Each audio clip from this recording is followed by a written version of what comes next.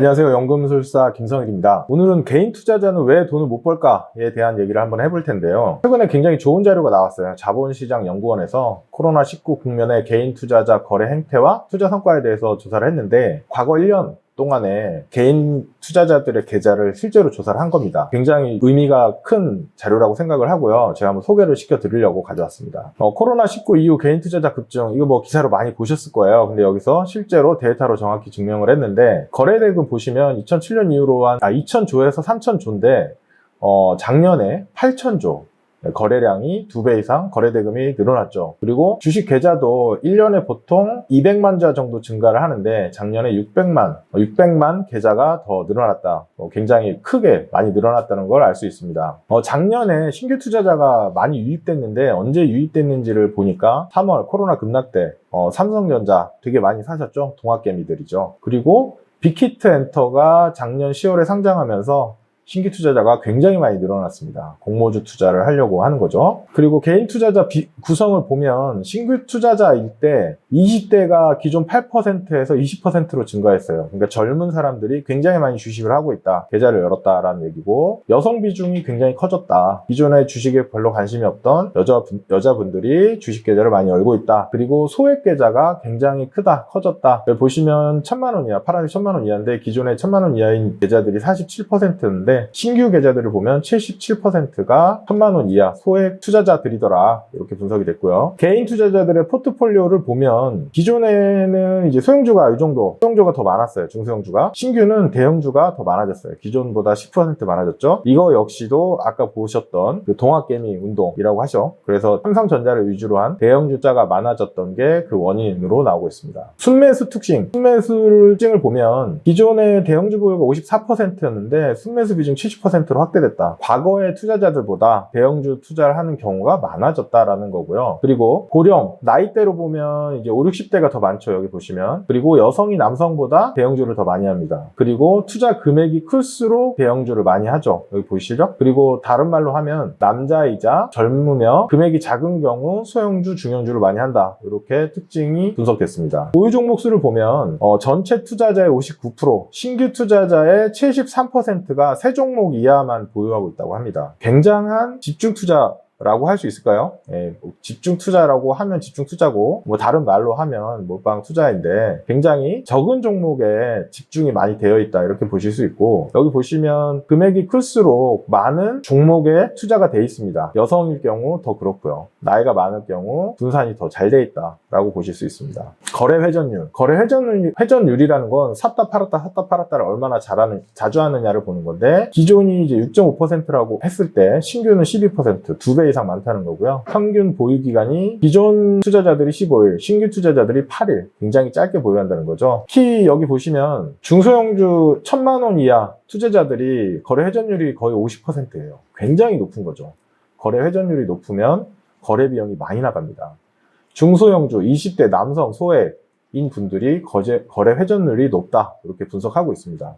자, 수익률이 가장 궁금하시죠? 수익률 저도 굉장히 궁금했는데 여기 분석을 해놨어요. 2020년 3월 이후 1년 동안 수익률인데, 기존 투자자 계좌를 보니까 기존 투자자는 약 15% 수익이 났어요. 1년 동안. 평균이죠, 평균. 기존 투자자 평균. 물론 비용 차감 전에는 18%인데 약 3%가 비용으로 날아간 거고, 신규 투자자는 놀랍게도 마이너스 1.2%. 여기 이 선 보이시죠? 시작 시점보다 손해가 났다. 계좌 평균으로 보니까. 근데 수익이 났는데 비용이 거의 6% 넘게 나간 거예요. 왜냐하면 거래 회전율이 높았으니까 그렇게 된 겁니다.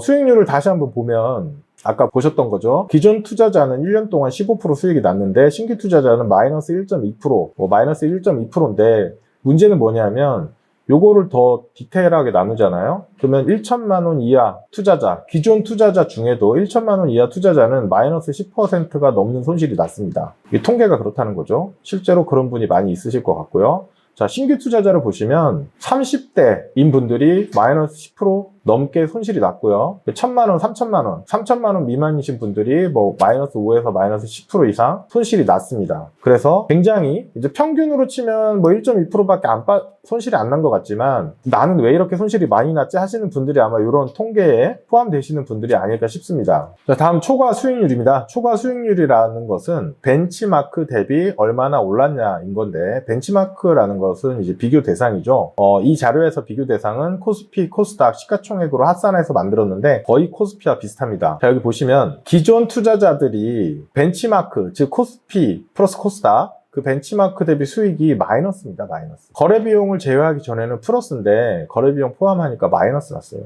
신규 투자자는 벤치마크 대비 마이너스 17%. 그냥 코스피 지수에 투자했어도 이거보다는 좋은 수익률이 낮다는 거죠. 이 오른쪽에 보시면 세부적으로 나눠져 있는데, 기존 투자자는 나이 불문할 거 없이 대부분 마이너스고요. 그렇죠? 그리고 남성인 경우 마이너스 많고 여성은 조금 플러스입니다. 네, 재밌죠? 그리고 1,000만 원, 3,000만 원, 1억까지는 다 마이너스입니다. 벤치마크 대비. 근데 1억 원을 넘는 분들은 플러스가 돼 있죠. 그리고 신규 투자자는 전부 다 마이너스입니다. 굉장히 마이너스 크죠? 그냥 벤치마크인 코스피 지수에만 샀어도 0이거든요. 0. 마이너스가 아니고 0. 예, 근데 개별주 투자를 하면서 지수보다 더 나쁜 수익을 보였다. 이렇게 보시면 됩니다. 수익률에 플러스 영향을 주는 게 뭐냐를 이제 분석하셨는데, 표가 복잡하시죠? 결론만 말씀드리면 투자 규모가 클수록, 보유 종목 수가 많을수록, 대형 의료, IT 업체를 비중이 클수록 플러스 수익이 나는 효과가 있었다. 이렇게 분석을 하는 거고요. 그리고 수익률에 마이너스 영향을 주는 게 뭐냐면, 거래 회전율이 높을수록 수익률이 마이너스 난다. 여기 보이시죠? 거래 회전율 보시면 높을수록 마이너스로 가죠. 그리고 일중 거래 비중이 클수록 마이너스, 종목 교체율이 높을수록 마이너스. 이런 분들을 분석해 보니 신규 투자자가 많고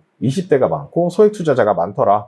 이렇게 분석이 됐습니다. 자, 왜 이런 일들이 벌어지느냐라고 했을 때 첫 번째 원인으로 과신을 꼽았습니다. 너무 많이 믿는 거죠, 자기 자신을. 과신의 결과 자주 거래하게 되고, 자주 거래하게 되면 거래 비용이 과다해지면 성과가 저조해집니다. 이런 성향을 보이는 게 신규 남성 20대 소액이라고 합니다. 여기 보이시죠? 과신이 너무 심하면 마이너스, 수익이 낮다. 이런 자료를 보여주고 있습니다. 두 번째는 복권형 주식을 선호한다고 합니다. 그러니까 도박과 유사한 주식의 특징이 뭐냐면 수익률이 굉장히 높아야 돼요. 근데 싸야 돼요. 복권 하나에 몇천 원 안 하잖아요. 그것처럼 굉장히 싸고, 그러니까 주식의 단가가, 한 주당 단가가 싼 거를 좋아한다는 거죠. 변동성이 큰 거 좋아해요. 왜냐하면 올라갈 때 굉장히 많이 올라가거든요. 그리고 극단적인 수익률을 노리는 거죠. 잭팟을 노리는 거죠. 그래서 도박과 굉장히 유사한 그런 주식들이 있는데 그런 걸 선호하더라 라는 거고요. 이런 성향의 주식계에 투자했을 경우 이런 복권 성향이 클수록 마이너스 나더라 라는 게 분석이고, 자, 어떤 사람들이 이런 복권 같은 주식을 좋아하느냐?